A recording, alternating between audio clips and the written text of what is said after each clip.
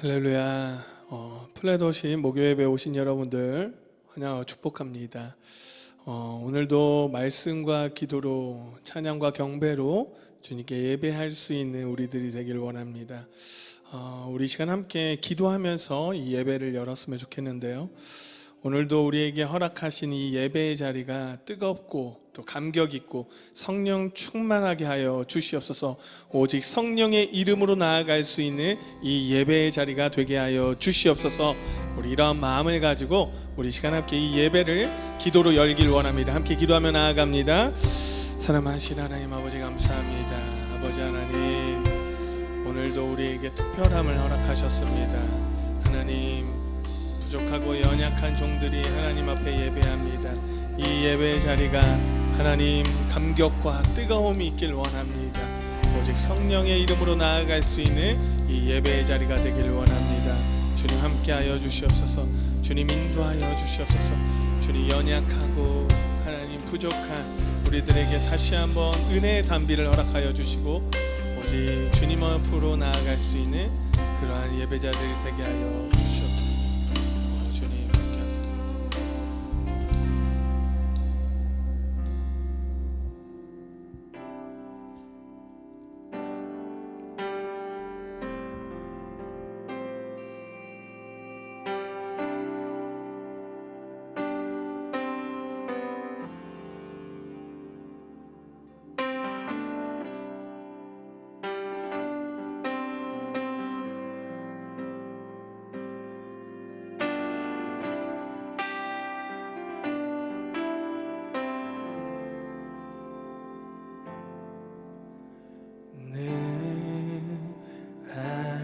가장 귀한 것 예수를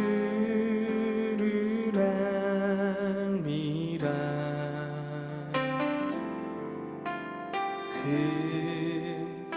금보다 더 귀한 것 예수를 알미라.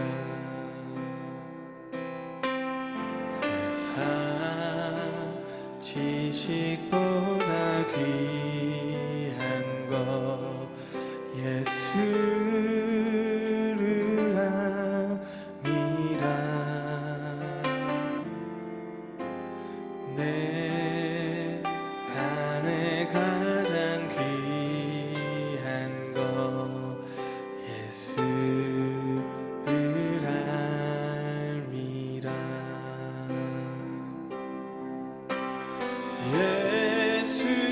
예수의 이름 존귀한 그 이름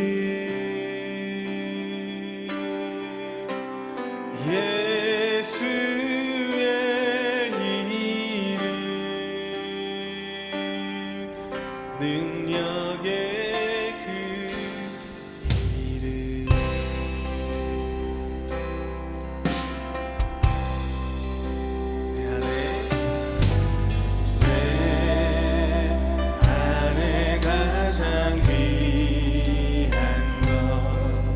예수를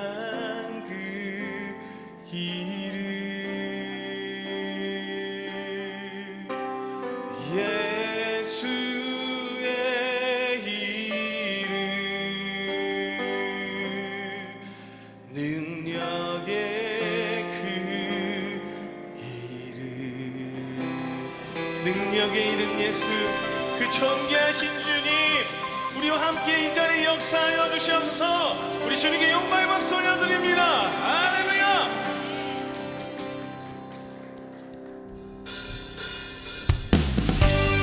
우리 이 시간 함께 모두 일어나서 함께 찬양하길 원합니다.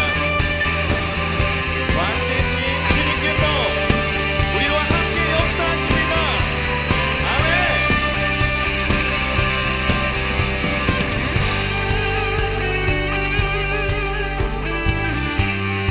왕 대신 주께, 대신 주께 감사하세.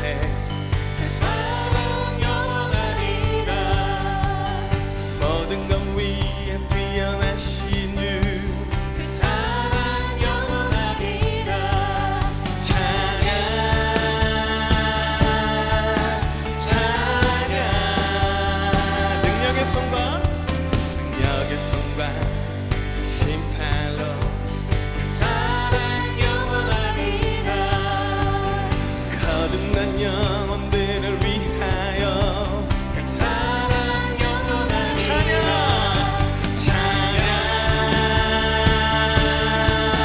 찬양 찬양 찬양 찬양.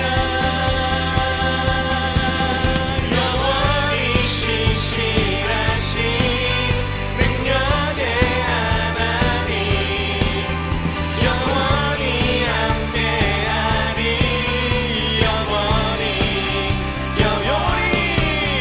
영원히 신실하신 능력의 하나님, 영원히 함께하리.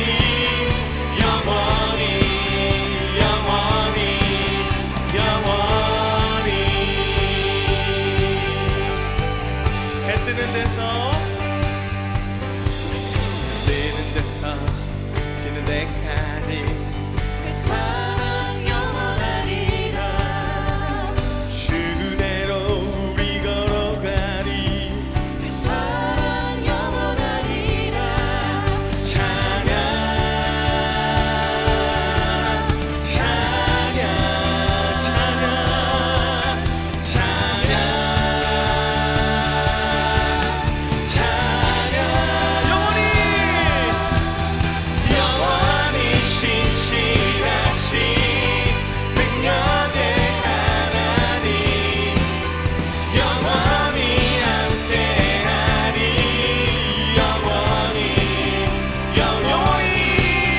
영원히 신실하신 능력의 하나님, 아멘.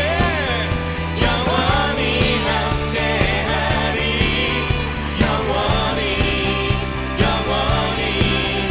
영원히 이번에는 저를 한번 따라해 주세요. 사랑 영원하리라. 사랑 영원하리라. 사랑 영원하리라. 그 사랑 영원하리라. 사랑 영원하리라. 그 사랑 영원하리라. 마지막으로 한 번 더. 그 사랑 영원하리라. 그 사랑 영원하리라. 찬양 찬양 찬양 찬양 찬양. 자, 우리 목소리 높여서 영원히 신실하신 능력의 하나님, 영원히 함께하리.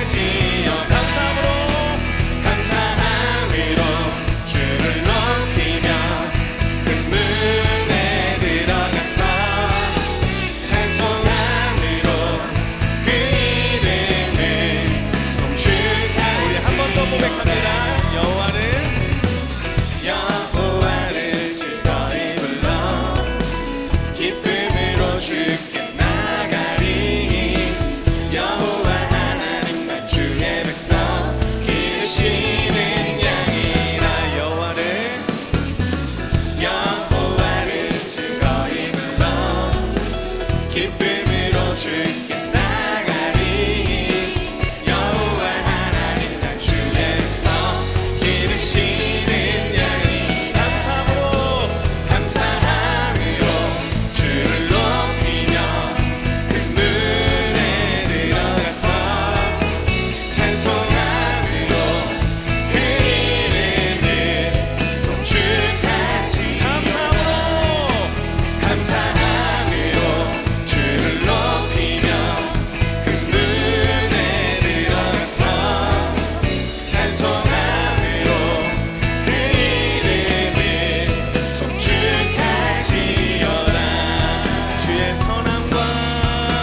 주의 선함과 인자하심이 영원하고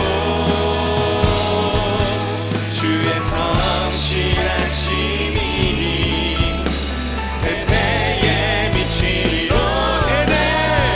대대에 미치리로다 감사함으로 주를 높이며 그 문에 들어가서 찬송함으로 그 이름을 송축하지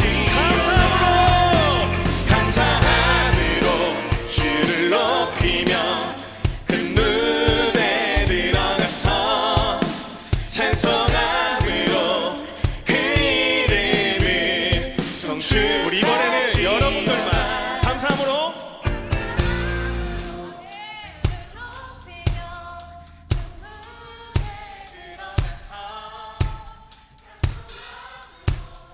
그 이름을 송축해 감사함으로 주를 높이며 그 문에 들어가서 찬송함으로 그 이름을 송축 우리 한 번 더 감사함으로 주를 높이며 그 문에 들어가서 찬송함으로 그 이름을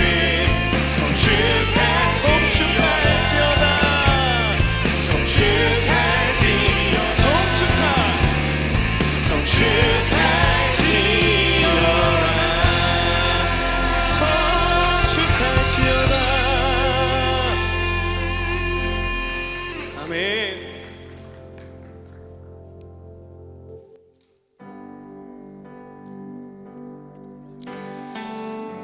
우리 주님께서는 우리의 감사함을 알고 계시고요.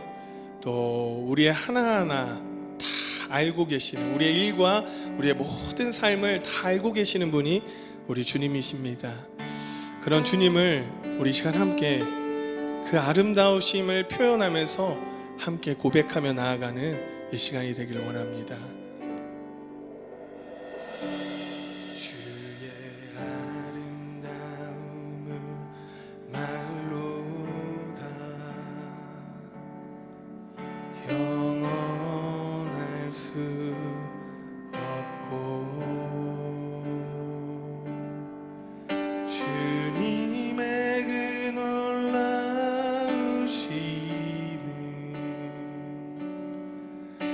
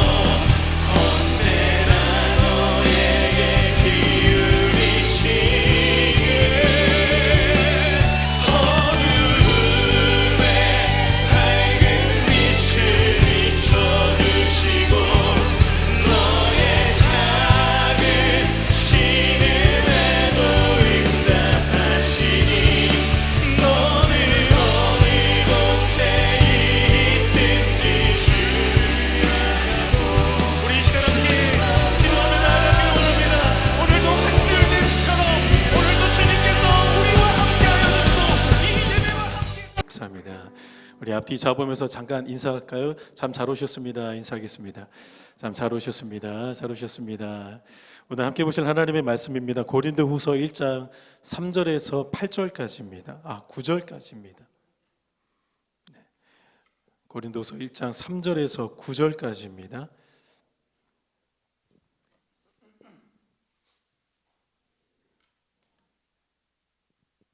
우리 한 목소리로 천천히 읽어 내려가실까요? 시작. 찬송하리로다. 그는 우리 주 예수 그리스도의 하나님이시요 자비의 아버지시요 모든 위로의 하나님이시며 우리의 모든 환난 중에서 우리를 위로하사 우리로 하여금 하나님께 받는 위로로서 모든 환난 중에 있는 자들을 능히 위로하게 하시는 이시로다. 그리스도의 고난이 우리에게 넘치는 것 같이 우리가 받는 위로도 그리스도로 말미암아 넘치는도다. 우리가 환난당하는 것도 너희가 위로와 구원을 받게 하려는 것이요 우리가 위로를 받는 것도 너희가 위로를 받게 하려는 것이니 이 위로가 너희 속에 역사하여 우리가 받는 것 같은 고난을 너희도 견디게 하느니라. 너희를 위한 우리의 소망이 견고함은 너희가 고난에 참여하는 자가 된 것 같이 위로에도 그러할 줄을 알미라. 형제들아 우리가 아시아에서 당한 환난을 너희가 모르기를 원하지 아니하노니 힘에 겹도록 심한 고난을 당하여 살 소망까지 끊어지고 우리는 우리 자신이 사형 선고를 받은 줄 알았으니 이는 우리로 자기를 의지하지 말고 오직 죽은 자를 다시 살리시는 하나님만 의지하게 하심이라. 아멘. 네, 오늘 제가 말씀의 제목을 한번 정해봤는데요. 하나님을 향한 질문이라고 말씀의 제목을 정해봤습니다. 20세기 말에 복음주의 기독교계 안에서 예언자로까지 불려졌던 굉장히 유명한 신학 박사님 한 분이 계시는데 프랜시스 셰퍼 박사님이라고 혹시 한번 들어보셨는지 모르겠습니다. 저희 이렇게 목회를 하는 사람, 신학을 공부한 사람들에게는 너무나도 기라성 같은 미국 복음주의 신학자이신데 그분이 신앙 형성에 있어서 매우 중요한 요소 하나가 있다라고 소개를 하면서 어떤 부분을 소개하냐면 하나님을 향한 정직한 질문이라는 표현을 써요. 그러니까 이 하나님을 향한 정직한 질문이 우리의 신앙을 형성하는 데 있어서 너무나도 중요한 요소가 있다는 것을 그 프랜시스 셰퍼 박사가 소개를 했던 겁니다. 그래서 미국 복음주의 계통의 사람들은요, 제가 전에 듣기로는 질문하는 신앙이 굉장히 익숙해져 있다고 합니다. 실제로 광주에서 목회를 하고 계시는 목사님 한 분 중에 미국에서 실제 목회를 하시다가 이민 목회를 하시다가 이제 한국에서 광주에서 목회를 시작하신 목사님이 계시는데요. 그분이 한국에 딱 들어오고 목회를 시작하고 난 다음에 곧바로 느끼는 느낌이 있었다고 합니다. 오랜 시간 동안 외국에 나가서 목회를 하시다가 들어오셨는데 한국 성도님들은 질문하는 이 신앙을 불경건하게 바라본다라는 거예요. 그래서 다음 세대들이 하나님에게 아니 이게 왜 죄예요? 라고 물어보면 어디 불경건하게 하나님 앞에서 이렇게 다그치는 모습을 그 목사님이 보시고 깜짝 놀라셨대요. 아니 우리에게 하나님이 지성을 주셨고 그 지성을 통하여서 하나님을 탐구하면서 하나님을 향하여서 경탄하는 게 우리에게 주신 지성의 목적인데 다음 세대들이 질문을 하면 그 질문하는 모습을 보고 불경건하다고 믿음 없는 소리 하지 말라고 이렇게 다그치는 모습을 보시고는 깜짝 놀라셨다고 합니다. 여러분들 어떻게 생각하세요?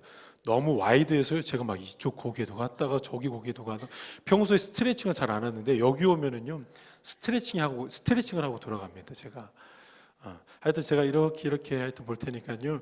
여러분도 너무 왔다 갔다 하는 거 아니야라고 이렇게 조금 성가시더라도 이해해 주시면 좋겠습니다. 좀 아이 컨택하면서 설교를 하고 싶어서 여러분들 생각은 좀 어떠세요?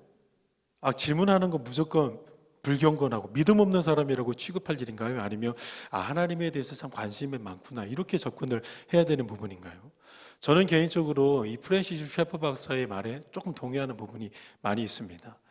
하나님을 향한 정직한 질문에 우리가 그 질문에 대한 답을 찾게 되면 우리의 신앙이 좀 견고해지고 건강해집니다. 이 질문이 왜 나쁘지 않냐면요. 하나님은 하나님을 향한 정직한, 그러니까 이제 베이스는 이거죠. 정직한 질문은 우리의 신앙을 아름답게 형성하는데 그 정직한 질문에 있어서 하나님은 언제나 답을 주세요. 그렇기 때문에 그 답 때문에 우리의 신앙은 참 견고해지는 것 같습니다. 하박국 선지자가 이런 질문을 하죠. 하박국 2장 1절에서 2절입니다. 같이 한번 읽어볼까요? 시작. 내가 내 파수하는 곳에 서며 성루에 서리라. 그가 내게 무엇이라 말씀하실는지 기다리고 바라보며 나의 질문에 대하여 어떻게 대답하실는지 보리라 하였더니 여호와께서 내가 대답하여 이르시되 너는 이 묵시를 기록하여 판에 명백히 새기되 달려가면서도 읽을 수 있게 하라. 지금 하박국서는 뭐 이 하박국서를 좋아하시는 분들은 아시겠지만 그 성경 구조와 형식 자체가 질문과 대답 형식으로 되어져 있습니다. 하박국만 보더라도 하나님은 질문하는 신앙을 단순하게 너 왜 이리 믿음이 없어? 그런 걸 왜 나한테 질문해? 라고 다그치시는 하나님이 아니시라는 거예요. 그 질문을 통하여서 하나님은 친절하게 참 관용을 베푸시면서 답을 해주십니다. 그리고 그 답을 통하여서 결국 하박국의 신앙은 마지막에 어떻게 됐나요? 외양간에 송아지 없더라도 나는 여호와 하나님, 구원의 그 하나님 안에서 즐거워하리라. 결국에는 하나님이 주시는 답 때문에 견고한 신앙으로 세워지더라는 겁니다. 하박국 선지자뿐만 아니라 시편의 시편 기자들, 그 다음에 욥기, 여러분 이 시편이나 욥기 지혜서를 보면은요 신앙인들의 질문 모음집이라고 표현을 해도 틀린 표현이 아닙니다. 그만큼 많은 믿음의 사람들은 하나님을 향하여서 질문을 했고 그 질문을 하나님 주의 깊게 들으시고 적재적소에 또 때에 맞게 사람에 맞게 가장 선하게 응답을 해주셨습니다. 그래서 우리가 질문하는 이 신앙은 불신앙으로 간주할 것이 아니라 다음 세대들이 막 질문하면 그거를 다그칠 것이 아니라 참된 신앙, 견고한 신앙으로 가기 위해서 잠깐 머무르는 신앙의 정류소라고 표현하는 게 꽤 건강한 표현인 것 같습니다. 자, 우리의 신앙의 이 견고함을 위해서 또 그 건강함을 위해서 우리가 말씀을 시작하면서 질문을 하나 한번 해보시죠. 여러분들 신앙생활 하시면서 이런 질문 혹시 한 번씩 해보셨는지 모르겠습니다. 하나님께서는 왜 죄를 허락하셨는가? 라는 이 질문입니다. 하나님은 전지전능하신 분이셔서 아무리 인간이 존귀하고 그의 자유의지가 고귀하다 하더라도 하나님의 전지전능함보다 뛰어넘을 수는 없어요. 근데 그 전지전능한 하나님이 아담과 하와가 에덴 동산에서 그 기쁨의 동산에서 죄를 범하려고 할 때 그 죄를 막아 세우실 수 있을 만한 충분한 능력과 권능이 있으셨음에도 불구하고 하나님은 그 권능과 전지전능함을 발휘하지 않으시고 그 죄를 허용하십니다. 죄를 짓도록 허용하세요. 그래서 저는 실제로 공부하면서 이런 질문을 하나님 앞에 많이 했습니다. 하나님 왜 그 죄를 허용하셔야만 하셨습니까? 그거 막아세울 수도 있는데 아담과 하와 완전히 음지에서 저기 습한 곳에서 잠깐 코로나 격리시키는 것처럼 격리시킬 수도 있을 법한데 왜 하나님은 그것을 허용하셨습니까? 이런 질문을 저는 했었습니다. 그런데 저는 교리 공부하면서 특별히 하나님의 말씀을 묵상하면서 하나님이 저에게 주신 건강한 답이 하나 있었어요. 웨스트민스터 6조 1항에 이렇게 적혀져 있습니다. 간단하게 제가 요약을 해드리면 하나님께서는 죄를 허용하기를 기뻐하셨다.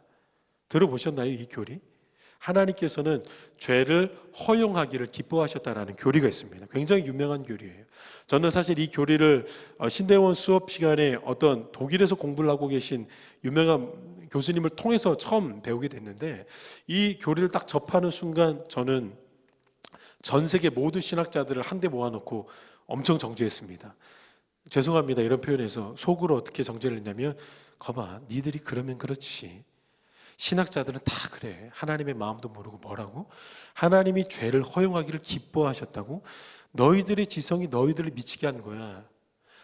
그때 그들의 아름다운 지혜를 소화할 만한 재주나 여유가 저에게 없었던지라 그들의 그 교리를 저는 정죄했고 심지어는 그 교리뿐만 아니라 그 교리를 탄생하게 한 신학자들의 그 머리 자체를 그들의 존재 자체를 저는 정죄했습니다.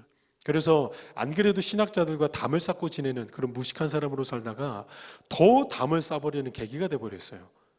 그런데 제가 좀 이상한 일을 한번 경험을 합니다. 하나님이 너무 답답하셨는지 하나님의 말씀을 상고하고 묵상하고 있던 중에 제가 머리부터 발끝까지 전율이 오는 걸 한번 경험을 했어요. 전지전능하신 하나님이 왜 아담과 하와가 죄를 지으려고 할 때 그 죄를 허용하셨는지 갑자기 깨달아지기 시작하는 거예요. 저에게 전율이 오게끔 그 하나님의 말씀을 깨닫게 한 그 구절은 로마서 11장 32절이었습니다. 제가 다른 번역 성경을 한번 읽어드리겠습니다. 하나님께서는 모든 사람을 불순종에 사로잡힌 자가 되게 하셨습니다. 그러나 결국 이 모든 일은 그들에게 뭐를 베풀게 하기 위해서였습니다.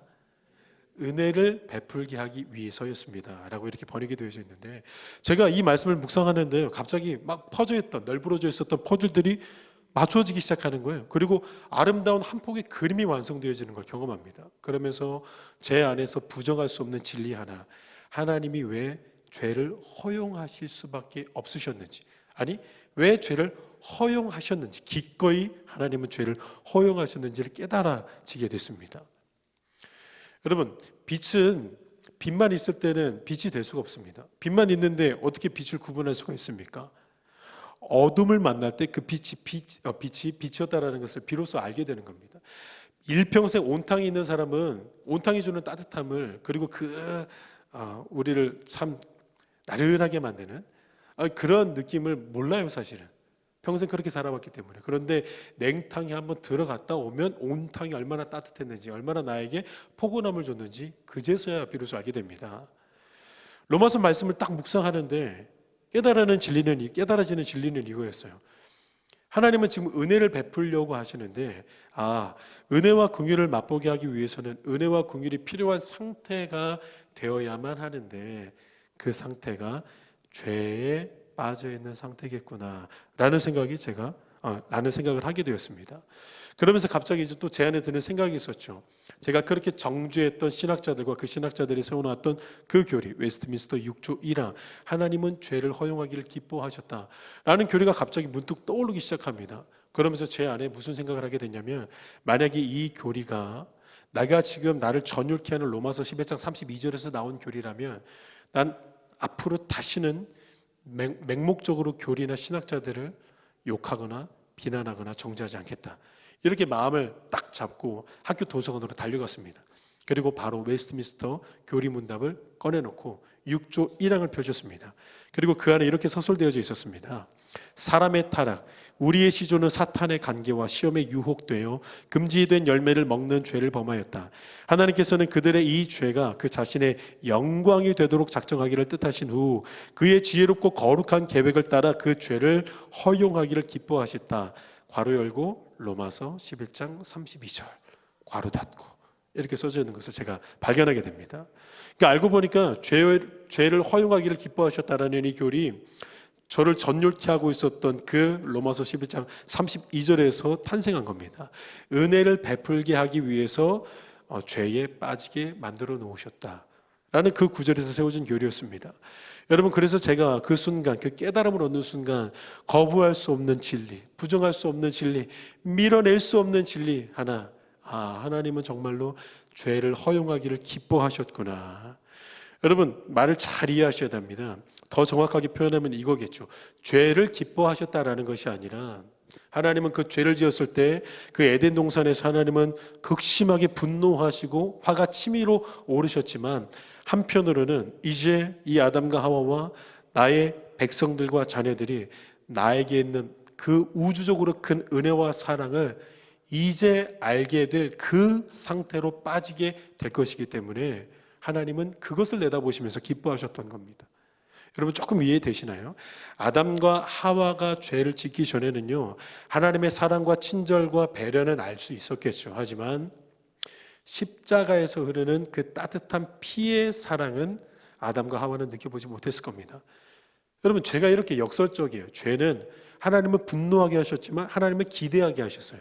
그런데 그 죄는요, 동시에 우리에게 너무 큰 저주를 가져다 주었고 너무 큰 아픔을 줬는데, 그 죄는 참 놀랍게도, 그리고 역설적이게도 하나님의 그 크신 사랑을 알게 했습니다. 참 역설적이죠. 진리가 이렇게 역설적입니다. 제가 방황할 때, 제가 좀 방황을 하게 생겼나요?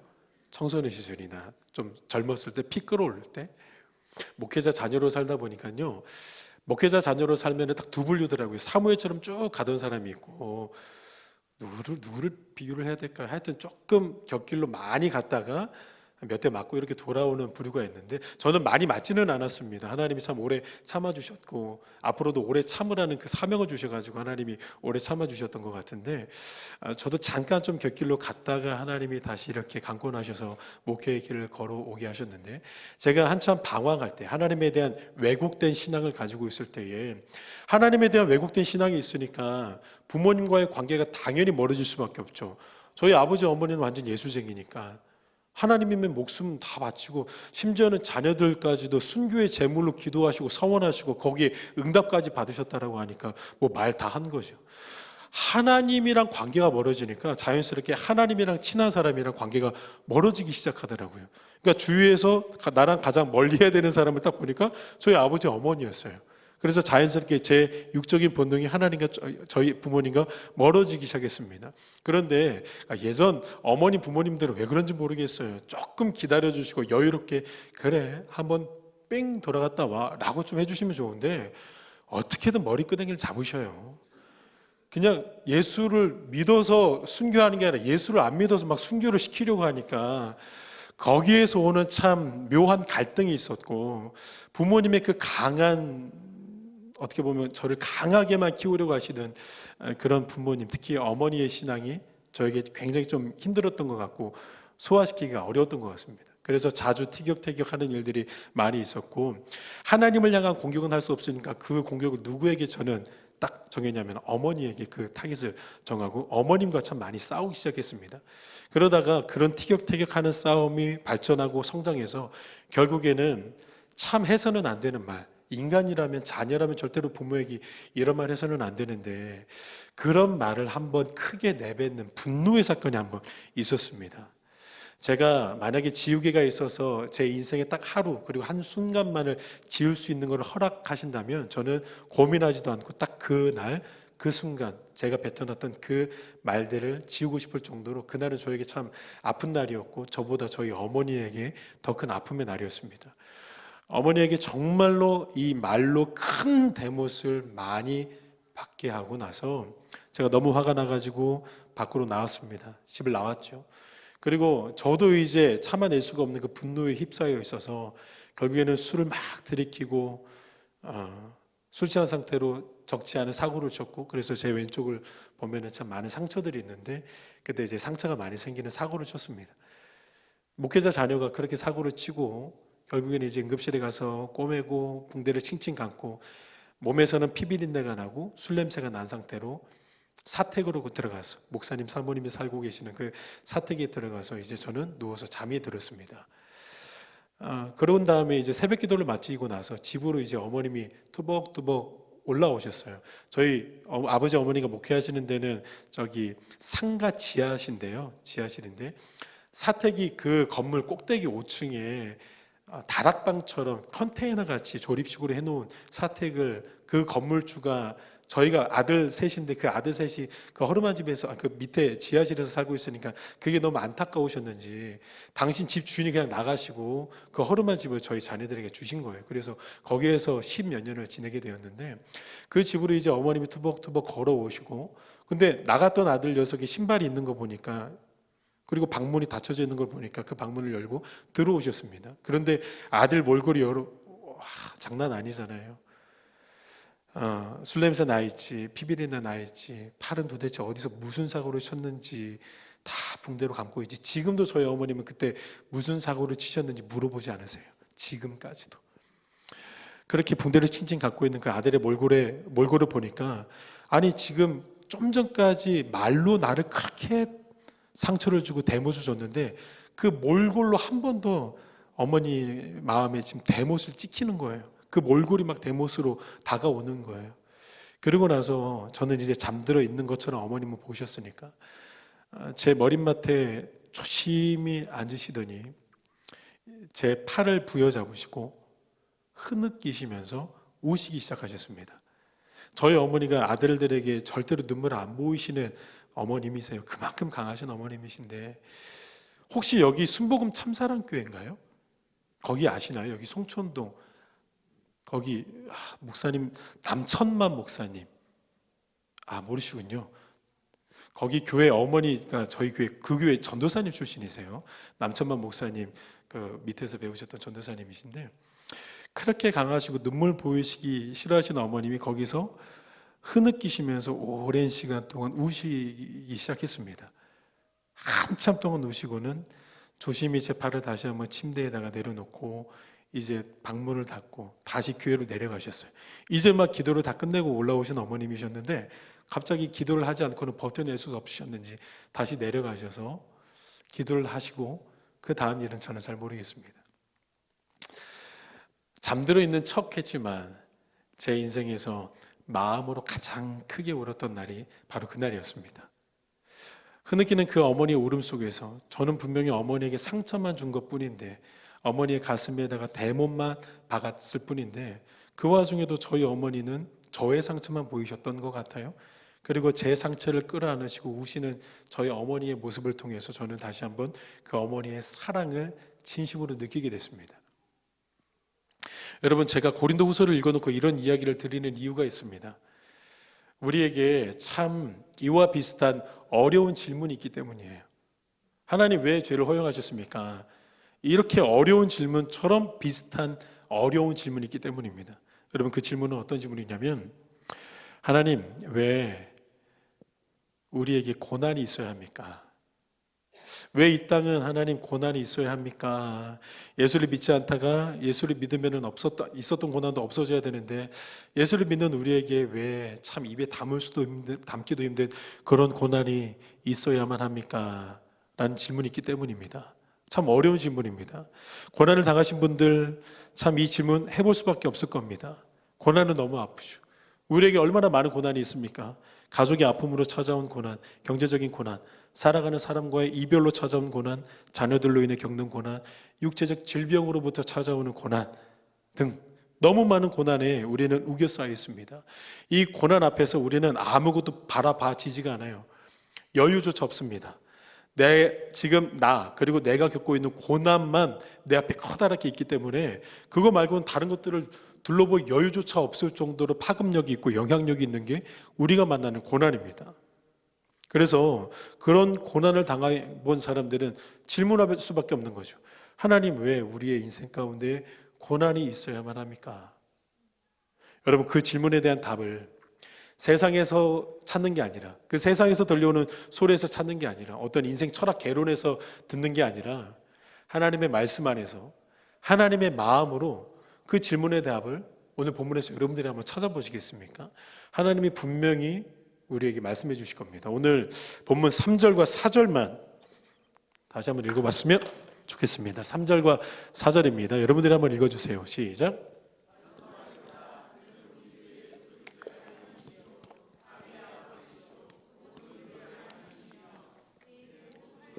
우리를 위로하사 우리로 하여금 하나님께 받는 위로로서 모든 환난 중에 있는 자들을 능히 위로하게 하시는 이시로다. 아멘. 여러분, 어떻게 질문에 대한 답을 조금 찾으셨나요? 이 땅의 고난과 아픔이 왜 존재하는지 우리는 다 알 길은 없지만 적어도 오늘 말씀 안에서 가장 먼저 우리에게 들려오는 주의 음성이 있습니다. 그 음성은 뭐냐면, 나는 너희를 위로하는 하나님이야 라는 주의 음성이 들리는 겁니다. 그리고 함께 들리는 하나님의 음성이 있죠. 위로의 하나님을 우리 인생 가운데에 뜨겁게 경험시켜주기 위해서 그 하나님의 무한한 경영 안에서 하나님은 우리에게 고난을 허용하셨습니다. 그 위로의 하나님을 우리에게 경험시켜주기 위해서요. 맞습니다. 여러분, 우리에게 고난과 아픔이 없었다면 위로의 하나님을 느끼는 것 어쩌면 불가능했을 겁니다. 우리에게 고난이 있었기 때문에 우리를 위로하시는 하나님을 만났고, 우리에게 아픔이 있었기 때문에 그 아픔 가운데 함께 아파해 주고 계시는 그 위로의 하나님 우리는 만날 수가 있었던 겁니다. 여러분, 고난 가운데 계셨을 때는 한번 떠올려 보시겠어요? 누군가에게는 지금이라는 순간, 오늘이라는 순간이 그 순간일 수도 있을 수도 있는데, 그 고난의 때 너무 힘들어서 숨도 제대로 쉬지 못하고 있었던 바로 그때에 우리가 원하는 대로 환경이 다 수정되어지고 우리가 원하는 대로 테트리스가 다 짜맞춰져 가지고 그 환경의 회복으로 숨을 쉬게 되는 경우 물론 있겠지만, 대부분 그리스도인들은요, 그 숨도 제대로 쉬지 못하는 고난의 때에 어떻게 숨을 쉬고 어떻게 일어나게 되냐면요, 그리스도인들의 공통점 먼저 아세요? 하나님을 뜨겁게 만나고 예수 그리스도의 위로의 음성과 사랑의 음성이 들려와서 그 하나님을 알게 되므로 예수 그리스도의 위로의 음성 때문에 숨을 쉬게 됩니다. 환경이 다시 한번 회복되어지는 것은 2차적인 거예요. 그 전에 하나님은 언제나 하나님을 더 알게 하시고 예수 그리스도의 위로의 음성을 더욱 들려주십니다. 왜일까요? 모든 그리스도인들은 대부분 이 공통점을 가지고 있어요. 이 공통 분모를 가지고 있어요. 특히 고난을 겪어본 사람이라면 이 공통 분모가 있어서 서로 라포가 형성이 되어져 있어요. 왜일까요? 왜 그 순간에 환경이 완전히 다 내가 원하는 대로, 내가 여당이고 야당이면 야당 다 없어지고, 내가 야당이면 여당 없어지고, 내가 원하는 대로 다 판이 맞춰져서 나를 위로하시는 하나님이 아니라 환경을 초월해서 하나님을 더 만나서 그 하나님 안에서 호흡하게 하시는 것. 여러분, 왜 이런 공통분모가 있을까요? 여러분 꼭 기억하셨으면 좋겠습니다. 하나님은 고난 가운데 처해 있는 우리에게 가장 좋은 것, 가장 선한 것, 가장 필요한 것을 주시는 선한 하나님이심을 여러분 믿으시죠? 그렇기 때문에 하나님은 고난당하고 있는 자녀들에게 그때 무엇보다 하나님이라는 존재 자체를 주세요. 이건 하나님의 성품이라고밖에 설명이 되지 않아요. 가장 존귀한 그분, 가장 고귀하신 그분, 가장 전지전능하신 그분, 다른 것들은 다 흔들리고 푸른 마르고 꽃은 시들지만 영원하신 그분을 더욱 누리게 하세요. 이게 하나님의 성품이라고밖에 설명이 안 됩니다, 여러분. 사마리아 수가성 여인을 한번 보세요. 예수님이 수가성 여인을 딱 만나주시고 제발 영원히 목마르지 않는 물 좀 주십시오라고 하는 그렇게 부르짖는 그 여인에게 예수님은 뭐라고 하십니까? 내가 바로 그니라 라고 말씀을 하시면서 예수님 존재 자체를 줘버리세요. 김희아 집사님이라고 계시는데 사진 한번 띄워주시겠어요? 김희아 집사님이라고 10년 전부터 대한민국뿐만 아니라 막 5대학 6대주를 돌아다니면서 감사에 대한 간증을 하고 다니시는 집사님이세요. 대구 분이신데 이분은요 태어날 때부터 얼굴에 심한 점을 가지고 태어났어요. 저쪽 왼쪽을 보면은 점이 있는데 오른쪽도 여러분 조금 일반스럽지 않죠. 오른쪽은 암 때문에 이게 다 함몰되어진 겁니다. 그러니까 이 점만으로도 힘든데 이 우측은요 암이 찾아와서 다 함몰돼 가지고 완전히 얼굴이 흉측하게 변해져 버린 분입니다. 부모로부터 일찍 버림도 받았어요. 그래서 보육원에서 자라야만 했습니다. 평생을 마스크를 쓰고 살아야 하는 그 인생이 너무 기구해서 하루는요 이 집사님이 죽을 심정으로 이 왼쪽에 있는 점을 막 긁기 시작했대요. 울면서 하나님 저에게 왜 이런 점을 주셨습니까? 하면서 막 긁기 시작했대요. 피가 나도록 긁기 시작했대요. 그때요 이분이 환상을 하나 보십니다. 그때 보셨던 환상이 뭐냐면 다른 게 아니에요. 하나님을 보여주셔요. 하나님이. 그런데 하나님이 어떤 형상을 보여주시냐면 울고 계시는 하나님의 모습을 이 집사님에게 보여주세요.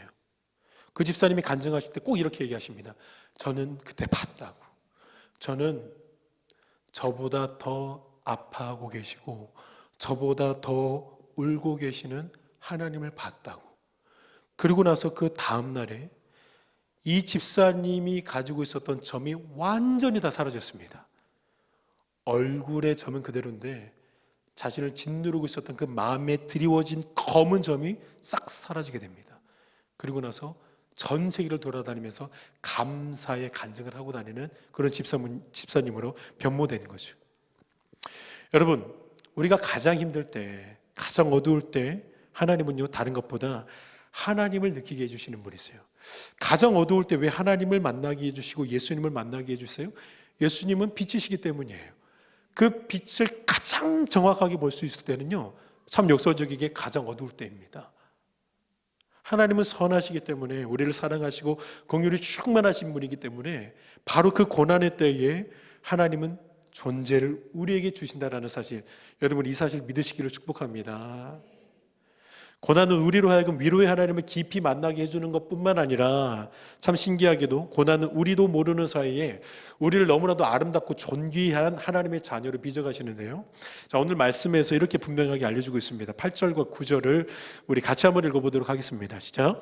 형제들아 우리가 아시아에서 당한 환난을 너희가 모르기를 원하지 아니하노니 힘에 겹도록 심한 고난을 당하여 살 소망까지 끊어지고 우리는 우리 자신의 사형 선고를 받은 줄 알았으니 이는 우리로 자기를 의지하지 말고 오직 죽은 자를 다시 살리시는 하나님만 의지하게 하심이라. 아멘. 그 고난으로 인해 하나님만 의지하게 되고 하나님만 바라보게 되더라는 겁니다. 심한 고난을 당해보신 분들 다들 아실 겁니다. 눈을 들어서 하나님만 바라볼 수밖에 없습니다. 한 평 내지 두 평 정도의 화재가 발생했을 때는요 우리도 모르는 사이에 본능적으로 소와 전을 찾고 소와 기를 찾습니다. 우리가 그거 어떻게 해볼 수 있다라는 자신감이 있기 때문입니다. 그런데 도시를 불태울 만한 그 흑암으로 뒤덮여져 있는 산불이 발생하게 되면, 호주에서 일어났던 그 산불이 발생하게 되면 소화기 소화전 찾을 시도도 하지 않습니다. 왜냐하면 그거 가지고 안 된다라는 거 우리가 알기 때문입니다. 여러분, 그때는 유일하게 정말로 노아의 홍수 때 창문이 열려가지고 하늘에서부터 비가 쏟아졌던 그 홍수를 기다릴 수밖에 없는 겁니다. 우리가 고난을 당했을 때, 그것도 심한 고난을 당했을 때 우리는 어쩔 수 없이 하나님만 바라보게 되더라는 겁니다. 그래서 고난을 만난 그리스도인들에게서 찾아볼 수 있는 보석 같은 신앙의 모습이 있어요. 말을 잘 이해하시길 바랍니다. 보석 같은 신앙은 뭐냐면, 고난을 통해 강해져 있는 신앙을 만나는 것이 아니라 고난을 통해 강하신 하나님을 붙잡게 되는 신앙을 만납니다. 말이 정말로 다른 거예요. 고난은요, 우리를 강하게 하지 않습니다. 고난은요, 강하신 하나님을 우리로 하여금 붙들게 합니다. 양이 벌판에 달려나가서 막 늑대와 싸워 이기는 이런 담대함이 아니에요. 목자가 내 옆에 있음으로 오는 담대함입니다. 양은 목자를 만난다고 해서 갑자기 막 먹이사슬의 최상위 포식자 사자로 변하지 않아요. 여러분, 우리가 예수 그리스도, 목자 되시는 예수 그리스도를 영접하잖아요. 영접하셨죠, 여러분? 아멘이시죠? 여러분, 우리가 양인가요? 사자로 변했나요? 우리는 아직도 양이에요. 목자를 만났음에도 불구하고 양이었던 우리는 여전히 양입니다. 죽을 때 사자로 죽을까요? 죽을 때도 우리는 양으로 죽습니다. 죽는 그 순간에도 우리는 양으로 죽는 존재들이에요. 다시 한번 이 사실을 여러분 마음에 새기시기 바랍니다. 고난을 통해 우리가 강해지는 것이 아니라 우리가 강하신 하나님을 붙들게 되는 것이고, 그로 인하여서 하나님이 우리 인생 가운데 참 하나님으로 증명이 되어지며 우리의 입술에서 결국 간증이 되어질 수 있는 그런 강함의 역사가 드러나게 되는 것입니다. 여러분, 잘 이해하셔야 돼요. 고난은 우리를 강하게 하지 않아요. 강하신 하나님을 붙들게 하는 거예요. 포항의 한동대학교라고 여러분 들어보셨을 겁니다. 신학대학교보다 더 신학대학교 같다는 소개가 붙는 종합대학교인데, 온누리교회 김영길 초대장로님을 통해서 참 건강하게 세워진, 지금 더 견고하게 세워진 종합대학교입니다. 지금의 한동대학교가 세워지기까지 고 김영길 총장님과 김영애 사모님의 전적인 순종과 믿음과 헌신이 있었다라는 것을 졸업생들과 재학생들은 절대로 잊지 않고 무시하지 않습니다. 자, 이 학교의 로고송 가사가 기가 막힙니다. 두 손 들고 그분의 이끄심을 체험하는 한동대학교. 웬만한 정통신학교도 로고송에 이런 가사 안 넣거든요. 그런데 이 종합대학교인데, 물론 기독교 사립대학교긴 하지만 그 종합대학교에 두 손 들고 그분의 이끄심을 체험하는 한동대학교. 아니, 학교 로고송에 이런 가사가 있다는 게 저에게는 참 감명 깊게, 인상 깊게 이렇게 들어왔습니다. 김영애 사모님의 간증을 들었어요. 하루는 학교에 수억 원의 어업 만기일이 닥쳤는데, 남편인 김영길 총장님은 어떻게 할 수가 없어서 새벽부터 절박한 기도를 하나님에게 올릴 수밖에 없었다고 합니다. 그러던 중에 오후 2시 정도 됐을 때 인천에서 어떤 사람에게 전화가 걸려와요. 자신이 기도하고 있는 중에 한동대학교가 급하다고 하면서 수천만 원을 보내옵니다. 그리고 조금 후에 변호사 사무실을 개업해서 첫 승소 사례비가 거액이었는데 그 거액을 모두 한동대학교로 보내주겠다라고 또 이런 전화도 받게 됩니다. 그리고 조금 후에 한동대 후원 운동부에서 그동안 모아놓은 후원 금액을 말해줬는데, 다 합쳐보니까 지금 당장 해결해야 되는 딱 그 금액이 모아지게 되더라는 겁니다. 김영애 사모님이 그 일을 말씀을 하시면서 이런 말씀을 이어갔습니다. 돈이 모아져서 안심이 되니까 막상 하나님에게 삐치게 됐대요. 서운한 마음이 들면서 이런 질문이 아지랑이처럼 딱 피어올랐대요. 하나님도 참, 주실 거면 좀 일찍 주시지. 그냥 자신도 모르는 사이에 질문을 한 것도 아니고 마음속으로 들어왔던 그냥 생각이고 자기한테만 하는 질문이었는데, 그 질문을 하나님이 들으시고 명확하게 김영애 사모님에게 응답을 해주셨다고 합니다.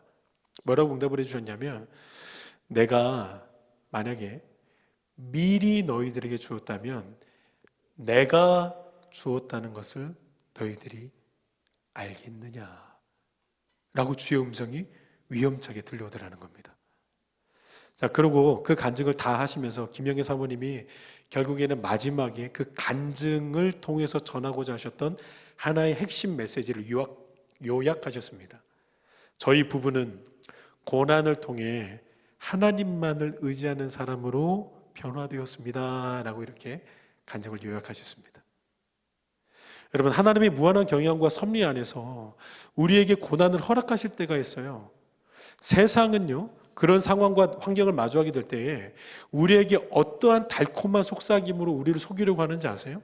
어떻게든 우리의 스스로의 능력을 키우라고 합니다. 그래서 다시는 그런 어려운 환경에 지배당하지 마라라고 얘기를 합니다. 노아의 홍수 직후에 죄인들이 한데 모여가지고 어떤 탑 하나를 쌓아요. 그 탑 이름이 뭐죠? 바벨탑입니다. 그런데 여러분들 아시는 것처럼 바벨탑은 넓게 펼쳐졌나요? 높게 펼쳐졌나요? 높게, 하늘 높이 펼쳐졌습니다. 왜 그들은 하늘 높이 바벨탑을 쌓아야만 했을까요? 그들에게 어떤 트라우마가 있냐면 홍수 트라우마가 있어요. 그래서 언제 이 홍수 들이닥칠지 모르는 거거든요. 그래서 그들은요, 자신의 힘으로 그 홍수 다시 한번 들이닥칠 때 우리가 세워놓은 이 건축물로 그 홍수를 이겨내고 그 고난을 견뎌내겠다라고 해서 바벨탑을 쌓았던 겁니다. 하늘 높이 쌓았던 겁니다. 자신의 인생을 자기네들이 설계하기 시작했던 겁니다. 여러분, 세상은 여전히 이런 방식으로 우리에게 속삭여요. 어려움이 또 올 건데 그 어려움 만나봐서 무섭지? 너를 키워. 그 어려움 만나봐서 힘들지? 너를 키우라니까. 야, 너 돈 없어가지고 돈 때문에 전전긍긍 해봤지? 돈의 노예가 돼야 돼. 그러니까 이렇게 우리를 키우라고 한다니까요. 세상은요, 바벨탑을 쌓았던 것처럼요, 저와 여러분에게 계속해서 음침하게 소리 질러요. 계속 속삭여요. 야, 빨리 너희들 자녀들 그렇게 키워내야 된다니까. 야, 그 이 험한 세상 21세기 한국, 그것도 이 경쟁사회에서 두려움을 이겨내려면 걔네들을 키워야 된다니까. 이렇게 속삭인다고요, 여러분. 이게 세상의 소리라니까요. 그거 고난당하면 걔네들 다 무너지잖아. 걔네들 피눈물 흘리는 거 너희들 보고 싶어? 자네들 어떻게든 그냥 주일 성수 다 빼먹고 하나님도 잠깐 쉬라 그러고 어떻게든 그 고난 가운데 넘어지지 않고 피눈물 흘리지 않도록 그들을 강하게 키워놔. 세상은 지금도 그렇게 바벨탑을 쌓으러 갑니다. 그런데 여러분, 하나님이 고난을 허용하신 이유는 그 고난이라는 환경을 정복하라고 주신 것이 아니라 고난을 통해서 끊임없이 나 자신을 하나님 안에서 키우려고 하는 그 교만과 자만의 죄를 정복하라고 허용하신 거예요. 우리가 하나님의 의도를 잘 아셔야 됩니다. 고난을 통하여서 우리는 우리 안에 끊임없이 도사리고 암세포처럼 번지려고 하는 그 교만, 하나님을 붙잡지 않으려고 하는, 조영기 목사님은 생전에 이런 이야기 하셨어요. 사람은 지팡이만 보여도 지팡이를 의지하려고 하지 하나님 의지하지 않으려고 한다고. 그게 우리 죄인의 쌩얼이고 민낯인데 하나님은 그 죄인에게 하나님의 형상을 회복하기 위하여서 고난을 허용하신단 말이에요. 그리고 그 고난 가운데 우리를 정복하려고, 우리를 다듬으려고 그 고난을 허용하시는데 우리는 고난을 정복하려고 한다는 거예요. 세상은 우리를 계속해서 교만하게 하라고 합니다. 더 커지라고 말합니다. 그 상황을 정복하라고 합니다. 여러분들 다음 세대에게 관심이 있으니까 다음 세대들을 어떻게 지금 신앙으로 키워나가시는지 정말로 돌아보시는 은혜가 있었으면 좋겠어요.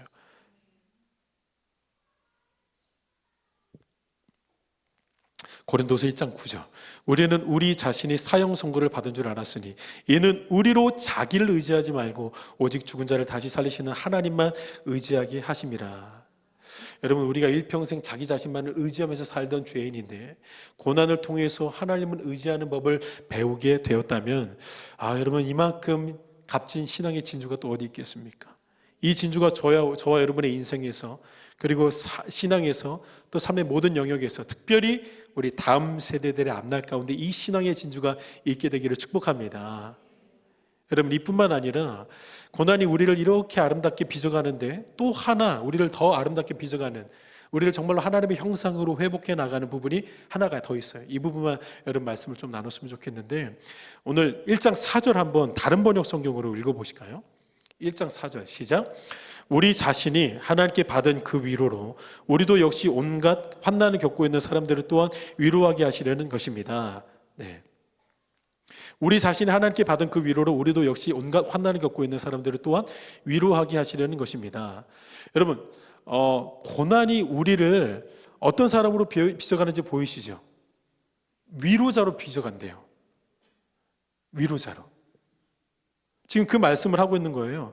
여러분, 하나님은 고난을 당하고 있는 사람들이 있단 말이에요. 하나님은 언제나 과부와 고아에게 시선이 가 있는데, 고난 당하고 있는 사람들에게 시선이 가 있는데, 그들에게 빨리 하나님의 성품을 막 보여주려고 하신단 말이에요. 느끼게 해주시려고 하신단 말이에요. 그때 하나님은 누구를 보내시냐면요, 이미 고난을 받고 위로로 충만해서 위로의 형상을 회복한 그 사람을 하나님은 보내십니다. 그 사람은요, 이미 상처 입은 치유자가 되어 있는 거예요. 그래서 헨리 나우엔이라는 기독교 영성가 이런 말을 했어요. 우리의 상처로 상처받은 사람을 치유할 수 있다고. 소외감을 느껴본 사람이라면 소외감을 느끼는 사람을 누구보다 잘 이해할 수 있습니다. 맞죠? 외로움을 경험해봤다면 외로움을 경험한 사람 가장 잘 이해할 수가 있습니다. 그래서 우리의 상처가 우리도 모르는 사이에 남을 치유할 수 있는 그런 치유의 능력으로 우리 안에 있다는 거예요. 아프리카 콩고의 선교사였던 헬렌 로즈비어 여성이 있어요. 영국의 캠브리지 대학에서 의학을 공부한 후에 1953년도에 아프리카 콩고로 들어갔던 의료 선교사님이신데, 그곳에서 병원을 세우고 간호사들을 양성을 하면서 참 성공적인 사역을 감당하던 중에 그녀에게서 절대로 일어나서는 안 되는 일, 정말로 일어나면은 절대로 안 되는 그 끔찍한 일이 일어나게 됩니다. 반군이 그 도시를 장악하게 되면서 그녀를 포로로 잡아가고 그녀를 수개월 동안 구타하면서 강간합니다. 그리고 나서 2년 후에 자신이 그 모든 아픔과 시련을 넉넉하게 이기고 나서 다시 자신의 육체와 마음을 짓밟았던 그 콩고로 들어가서 그 안에서 무엇보다 자기와 동일한 고통을 겪고 있는 그런 연약한 여성들을 힘있게 위로하는 여성 선교자로 한 번 더 거듭납니다. 여러분, 물과 기름은 안 섞이잖아요. 그런데 물과 물은 만나는 순간 하나가 되어버립니다. 우리의 눈물은요, 다른 사람들의 눈물과 만날 준비를 이미 다 맞춰져 놓은 상태입니다. 하나님은 그렇게 우리를 위로자로, 하나님의 형상으로 회복해 나가시는 거예요. 여러분, 그리스도인들이 어떤 사람이냐면, 이 개념을 잘 정리해야 될 것 같아요. 그리스도인은 어떤 사람들이냐면 고난을 당하지 않는 사람들이 아니라 고난을 다르게 해석하는 사람들입니다. 고난이란 무엇입니까? 라는 이 참 무섭고도 어려운 질문 앞에 세상이 내릴 수 없는 그 차원이 다른 답을 적는 사람들이 바로 그리스도인들이에요. 오늘 1장 6절, 우리가 환난 당하는 것도 너희가 위로와 구원을 받게 하려는 것이요. 지금 사도 바울이 자신에게 찾아왔던 그 환난과 고난들에 대해서 어떻게 해석하고 어떻게 바라보고 어떻게 고백하는지 여러분 보이세요? 자신에게 찾아왔던 그 심한 고난과 환난, 사실 너희들 때문에 내가 미리 받았던 거야 라고 그 고난을 한다니까요. 너희들을 위로하기 위해서 하나님이 나에게 먼저 주신 심한 고난이었어 라고 이렇게 고백을 하고 있는 겁니다. 여러분, 누가 고난 앞에서 이런 고백과 이런 해석을 할 수 있습니까? 하나님의 사람들 뿐임을 우리는 믿습니다. 하나님의 주권을 믿는 사람들, 하나님의 통치를 믿는 사람들, 하나님의 다스림을 믿는 사람들, 실수가 없으신 선하신 하나님을 믿는 사람들만이 그 고난 앞에 그 해석과 그 고난 앞에 그 차원이 다른 답을 할 수 있는 겁니다. 헬렌 로즈비어 선교사님의 생전 인터뷰의 한 장면을 제가 접했는데, 그녀가 인터뷰에서 이런 고백을 한 번 했어요. 제 인생에서 고난은 특권입니다. 그리고 고난이 특권이라는 그 글자는 제 인생에서 가장 중요한 단어가 되었습니다. 그가 이렇게 90 몇 세 때 인터뷰를 했는데 그 인터뷰에서 그 고난을 그렇게 해석하고 그렇게 답을 내렸습니다. 그리고 그 인터뷰 영상 후반부를 보시면은요, 조금 이해하기 힘든 하나님과의 소통의 대화의 내용을 이야기하거든요. 반군에게 잡혀있는 극심한 고난의 환경 속에서 하나님이 그녀에게 말씀을 걸어오셨대요. 딸아, 내가 너를 믿고 있다는 것에 너 감사할 수 있니? 그러니까 로즈비어 선교사님이 지금 고난을 당하고 있는데 하나님이 갑자기 나를 믿고 있는 이 사실에 감사할 수 있냐? 이게 도대체 무슨 말이야? 깨닫지 못했대요. 이게 도대체 하나님의 음성이야 뭐야? 이게 도대체 하나님의 말씀이야 뭐야? 갑자기 믿고 있다라는 거? 아니, 내가 하나님을 믿지 하나님이 나를 왜 믿어? 그런데 하나님은 계속해서 그렇게 자신의 마음을 두들기대요. 내가 너를 믿고 있다라는 것을 너는 알고 있고 너는 그거에 대해서 감사할 수 있겠니? 그러다가 갑자기 이 거부할 수 없는 주의 음성 때문에 계속해서 곱씹고 곱씹고 또 들어왔던 것 되새김질하고 그러면서 결국에 깨달아지는 진리가 하나 있었대요. 아, 하나님은 나를 믿고 계시기 때문에 나에게 이 고난을 허락하신 것이구나. 나를 믿지 않으셨으면 이 고난 나에게 허락하지 않으셨을 텐데, 아, 하나님은 나를 믿고 계시구나. 그래서 그 로즈비어 선교사님이 그 순간에 그 하나님의 마음을 깨닫고, 하나님, 이 연약한 죄인 믿어주셔서 감사합니다 라고 이렇게 고백을 하는 순간 그 감옥에서 머리부터 발끝까지 한 번도 경험해 보지 못한 평강이 임하더래요. 저는 이 선교사님의 간증을 접하는데요, 그러니까 하나님이 자신을 믿어줘서 그게 너무 감사해서 그 감사의 고백을 함으로 평강을 얻었다는 그 헬렌 로즈비어 선교사님의 간증을 접하는데 누가 떠오르냐면 아브라함이 떠오르는 거예요. 아브라함의 인생에서 가장 큰 고난은 어떤 순간이었을까요? 당연히 모리아산에서 자신의 독자였던 이삭을 번제물로 바치는 그 순간이 자기에게 가장 큰 고난의 순간이었을 겁니다. 그런데 우리는 그 사건을 통해서 아브라함이 하나님에게 믿음을 보인 사건으로만 알고 있는데, 이 헬렌 로즈비어 선교사님의 간증을 접하고 나니까 이제 다른 측면이 보이기 시작해요. 여러분들에게도 다른 측면이 좀 보여주셨으면 좋겠는데요, 다른 측면이 보이기 시작하는 겁니다. 아, 이 모리아 사건은 아브라함이 하나님을 믿은 사건이기 이전에 하나님이 아브라함을 믿어주셨던 사건이구나. 그렇기 때문에 하나님이 아브라함을 믿어주셨기 때문에 그에게 고난을 허락하셨고, 그 고난이 결국 그에게 축복이 되도록 선하신 하나님이 완벽하게 인도하셨던 것이구나. 여러분, 이 사실이 저에게 보이기 시작하는 거예요. 여러분, 우리에게 고난이 찾아올 때 하나님이 그 고난을 저와 여러분에게 맡기시면서 허락하시는 것은요, 하나님이 우리에게 믿는 구석이 있기 때문입니다. 그거를 주시면서 내가 너를 믿기 때문에 이것을 주노라. 아, 하나님, 저 이거 너무 힘들어요. 하나님, 다른 거는 다 감당할 수 있겠는데 제가 이 부분은 정말로 영적으로 육적으로 급소해요. 이 부분만큼 저한테 주지 마세요. 그런데 하나님은 꼭 그 부분도 우리에게 주시잖아요. 그러면서 하나님 우리에게 이렇게 말씀을 하시는 거죠. 나 더 믿어. 그래서 나 너한테 이거 주는 거야 라고 주의 음성이 우리에게도 들려야 되는 줄로 믿습니다. 우리가 오르지 못할 산은 없다라는 유명한 책을 들어보셨을 겁니다.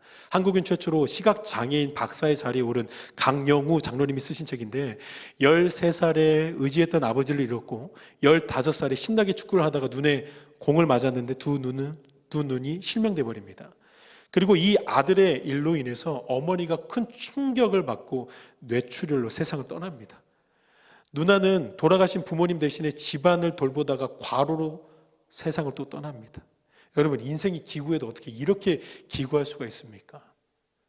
홀로 남겨진 세상, 그리고 아무것도 보이지 않는 캄캄한 이 세상, 살아갈 힘 없어서 자살하려고 하던 중에 하나님의 은혜로 새로운 힘을 얻게 됩니다. 이 장로님이 결국 시각장애인으로서 세계적인 교육학자의 자리에 오르고 미국 정부 교육부 차관, 백악관 국가장애위원회 정책 차관 자리에 오르게 됩니다.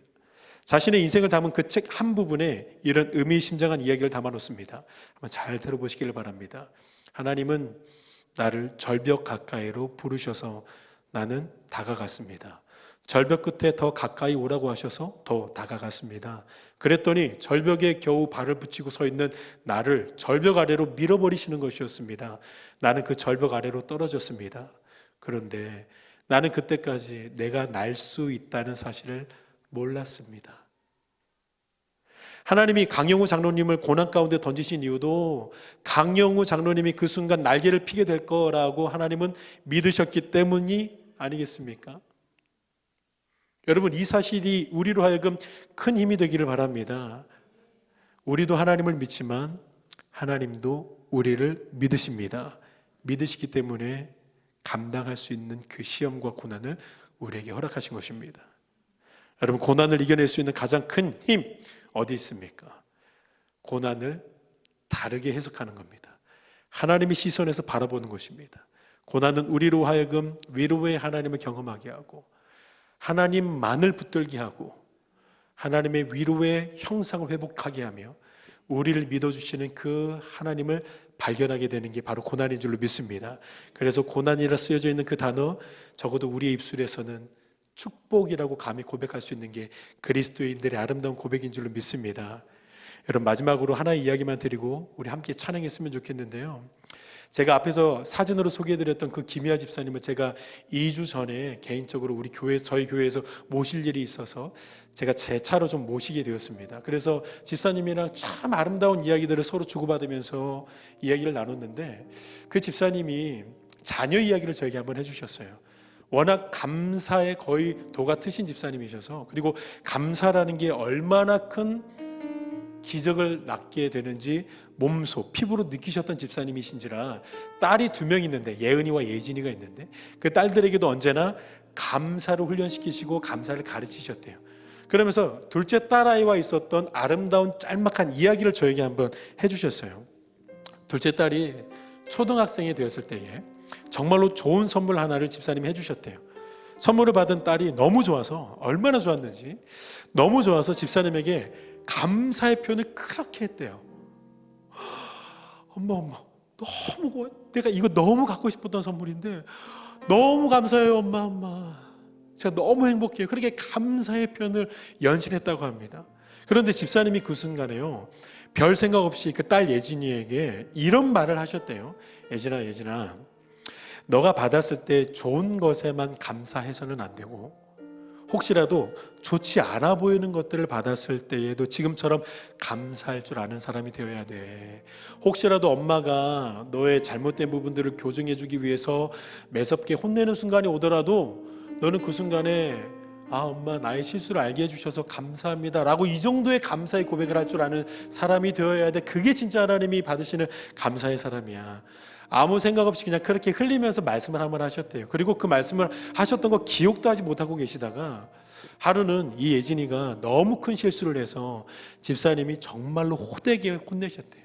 혼내신 집사님도 마음이 안 좋고, 혼난 그 예진이도 마음이 너무 안 좋아서 조금 멀어져 있는 상황에 있는데, 그렇게 집사님 마음 안 좋게 방에 계셨는데 둘째 딸 예진이가 집사님에게 훌쩍거리면서, 초등학생이었는데 훌쩍거리면서 집사님 앞에 오더니 이렇게 말을 했대요. 어머니 앞에서, 엄마 내 잘못을 알게 해주셔서 너무 고마워요. 너무 감사해요. 이 초등학생 1학년밖에 되지 않은 그 딸아이가 어머니가 그냥 지나치면서 했던 그 한마디를 기억했다가 감사에 순종을 하는 거예요. 그런데 제 마음을 울렸던 거는 그 집사님이 그 다음 이야기였습니다. 그 말을 들은 집사님이 그 순간부터 심장이 쿵쾅쿵쾅 뛰더니, 어떻게 하면 지금 내 딸아이를 가장 만족하게 해줄 수가 있을까? 돈을 줄까? 상상할 수도 없는 돈을 다 줘버릴까? 아니면 지금 당장 대형 아울렛에 가서 막 입고 싶어하는 모든 옷들을 다 사줄까? 아니 어떻게 하지? 이 아이를 내가 어떻게 만족하게 해줄 수가 있지? 이 마음에 가득 사로잡히면서 하나님의 마음이 이런 것이구나 라는 것을 깨닫게 됐다고, 이런 아름다운 따뜻한 이야기를 해주셨습니다. 여러분, 부모의 마음은 하나님의 마음을 이 땅에서 그나마 느껴볼 수 있는 마음이죠. 잘못과 실수를 통해서 혼나고 있을 때도 이 감사의 고백이 하나님의 마음에 진동을 일으키는데, 하물며 일그러진 세상 속에서 어쩔 수 없이 당하는 그런 고난들과 아픔들 앞에 하나님, 제가 고난을 통해서 위로의 하나님 더 알게 돼서 감사합니다. 하나님, 이 심한 고난 앞에서 하나님만 붙들게 해주셔서 너무 감사합니다. 이 고난이 없었다면 저는 하나님을 붙들지 않았을 겁니다. 하나님, 이 심한 고난 때문에 제가 다른 이들을 위로할 수 있는 그런 상처 입은 위로자로 하나님의 형상을 회복해 주시니 너무나도 감사합니다. 하나님, 저를 믿어주시는 그 하나님을 보게 해주시고 느끼게 해주셔서 너무나도 감사합니다. 여러분, 이 감사의 고백을 하나님에게 올려드리면 하나님의 마음은 얼마만큼이겠습니까? 여러분, 우리가 처음에 어떻게 시작했냐면 질문으로 시작했어요. 하나님, 왜 이 땅에 내 삶에 고난이 있어야만 합니까? 우리가 이런 질문으로 시작했다면 이제는 하나님, 저에게 그런 고난을 허락해 주셔서 감사합니다 라는 이 감사의 고백으로 맞춰지는 그런 복된 인생 다 살아가시는 저와 여러분 됐으면 좋겠습니다. 광고 시간입니다. 조금 전에 또 뜨겁게 기도해서 저도 좀 올라오기 힘들었는데 그래도 우리 첫 번째 광고 띄워주시죠. 저희 매주 목요일 7시 50분 이곳에서 하나님께 뜨겁게 예배드리며 나아가고 있습니다. 7시 50분부터 시작하는데 막 이렇게 불안한 마음이 있습니다. 많이 오셔서 이 자리에 하나님께 뜨겁게 찬양하고 예배하는 자리가 되어야 되는데 근데 조금씩 오시는 여러분들의 발길을 보면 하나님께 감사의 기도 제목만 남는 것 같습니다. 더욱더 이 자리가 하나님을 예배하는 자들로 가득 찰 수 있는 예배의 처소가 될 수 있도록 주위에 많이 전달하여 주시길 바라겠습니다. 다음 저희 예배팀에서 많은 자리에서 하나님께 섬김으로 나아갈 많은 예배자들을 모집하고 있습니다. 우리 싱어와 악기와 안내와 영상과 그리고 이제 4시 반부터 4시부터 이제 음향으로 설치해주는 우리 미디어팀 많은 부분에서 저희 예배팀을 모집하고 있으니까요. 주위에 보이는 많은 팀원들에게 알려주시면 저희 같은 예배자의 모습으로 섬길 수 있으시도록 도움을 드리도록 하겠습니다. 다음 저희 저번 주 토요일부터 극동방송 91.1MHz 11시에 저희 라디오가 첫 송출이 되었습니다. 매주 토요일 11시면 91.1MHz에서 이 동일한 은혜를 누리실 수 있으니까요. 오고 가시는 상황 속에서 우리 핸드폰으로도 그리고 차 안에서도 이게 경청하실 수 있으니까는 많은 자리에서 저희 예배의 소리가 울려 퍼질 수 있도록 도와주시길 바라겠습니다. 다음 오늘 광고는 여기까지입니다. 서로를 좀 축복하시면서 오늘 예배를 마무리하도록 하죠. 위로와 사랑의 마음을 담아서 멀리 계시는 분들에게도 뜨거운 사랑을 담아서 축복하며 나아갑시다. 온유하고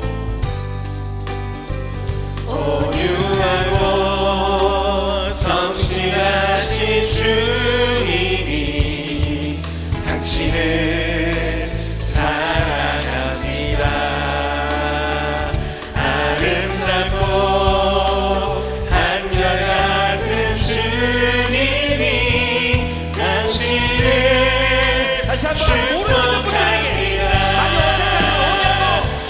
오류하고 성실하신 주님이 당신을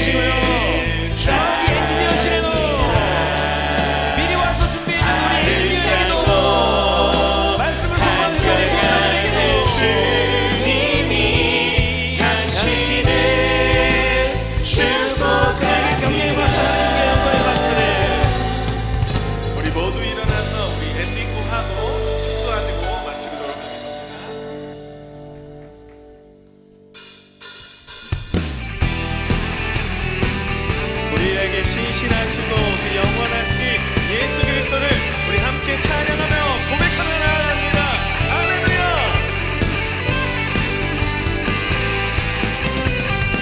주 신실하신 놀라워 죄인의 마음 흔드네 자비의 물가로 인도하시니 그 무엇도 금치 못해 주여 기억하소서 주여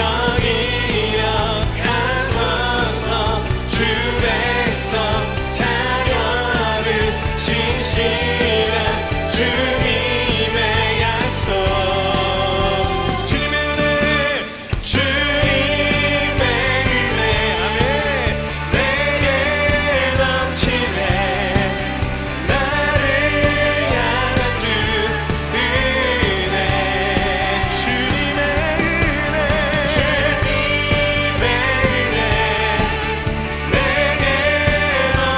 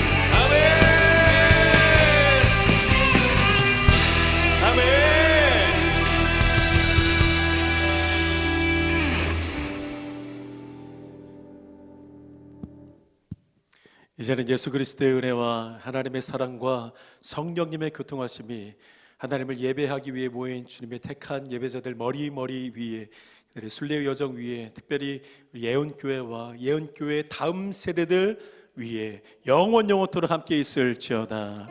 아멘.